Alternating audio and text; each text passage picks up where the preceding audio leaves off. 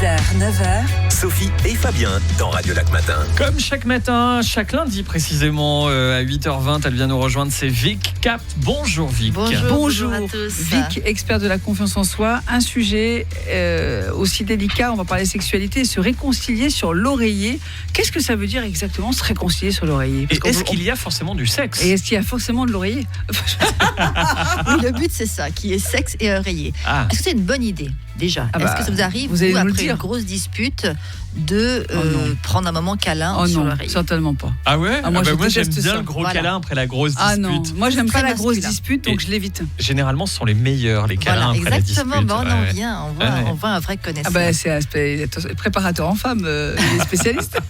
Alors, C'est un effectivement, préparateur, oui. la colère peut libérer des hormones comme la testostérone, donc très puissante chez l'homme, ou la dopamine, qui peuvent conduire à du sexe plus intense, comme vous le disiez Fabien. Et ensuite, le plaisir peut apporter un apaisement, déstresser et libérer les hormones du bonheur. C'est vrai que c'est assez masculin parce que l'homme aura tendance justement, après une grosse dispute, à vouloir déstresser, alors qu'une femme qui est plus dans l'émotion va dire non, tu me touches pas, hors de question, va-t'en. C'est un peu ça. Ouais.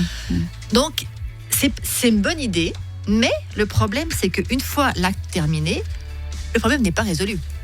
Donc, on y revient. Ah, mais il faut résoudre le problème avant Bah oui. le câlin. Bah non? oui. Non. Généralement pas. Généralement, ça se fait. Ouais, après, c'est ça une grosse repart dispute. dans C'est la ça, dispute. c'est ça. Mais ceux qui font ça, en général, qui aiment être sur l'oreiller, c'est qu'il y a encore de la tension.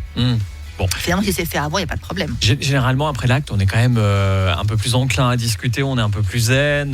Voilà, on donc dort, c'est peut-être on est fatigué, Fabien. Ça dépend. Mais Toi, quoi tu qu'il en t'endors direct. Ouais, moi ça me saoule en fait. Ah bon, Sympa. voilà. Ouais. Monsieur Gaillard, sur l'autoroute à l'antenne. Non, mais c'est pas ça. Mais bon, après, moi, j'aime pas les disputes. Donc, à titre perso, je trouve ça bizarre de se réconcilier. Bon, bah, après, voilà, il y en a qui y arrivent très bien, hein, mais. Donc, ce qui se passe, c'est que si on se couche fâché, le matin, il peut quand même avoir les C'est vrai. rancœurs. Et remettre le couvert sur la conversation de la veille qui n'a pas été résolue peut encore amener des contraintes et des fâcheries. Donc, encore une fois, faire l'amour, c'est super, mais communiquer, c'est mieux. Eh oui. Voilà, on en revient toujours à la communication finalement, c'est la Et à base faire de tout. l'amour aussi, Et à alors. faire l'amour Pardon. aussi. Évidemment, l'un ne va pas sans l'autre. Non, la Merci, communication, bien sûr. Vic. Merci. Avec Et plaisir. à lundi. À lundi. Musique, Info et bonne humeur. c'est Radio Lac Matin.